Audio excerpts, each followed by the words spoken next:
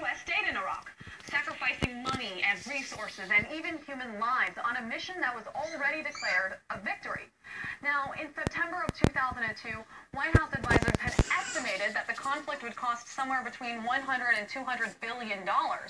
But by 2006, the U.S. had tallied over $1 trillion in expenses and counting. In 2007, President Bush again approached Congress to ask for more money, $46 billion this time for overseas military operations.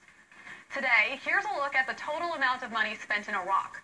I should mention that these numbers are on the conservative end. This is because it does not account for the hundreds of billions of dollars we'll spend on future veteran care or interest on our debt.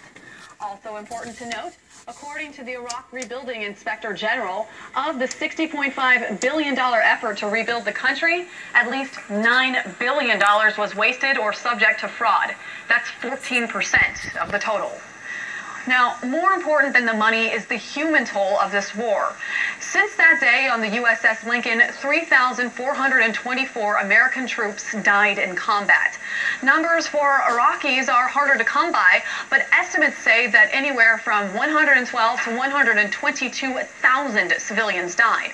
And as for the promise to liberate the Iraqi people, when Iraqi civilians looked into the faces of our servicemen and women, they saw strength and kindness and goodwill. Less than a year later, images like these shocked the world. The abuse of detainees in Abu Ghraib put an ugly face on this war.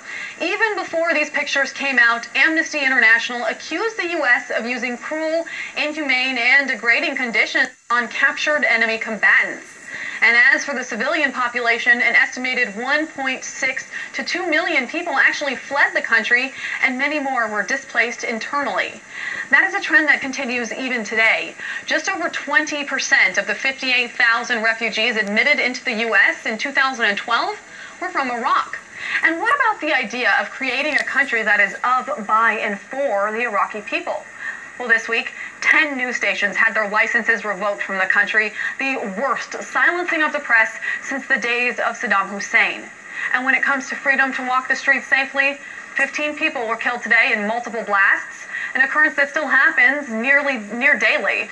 So today, 10 years to the day of this infamous speech, it's important for us to put this, as well as the entire war, into context as the U.S. shifts its focus away from the country. So is it mission accomplished? You be the judge. In Washington, Megan Lopez, RT. Well, still ahead here.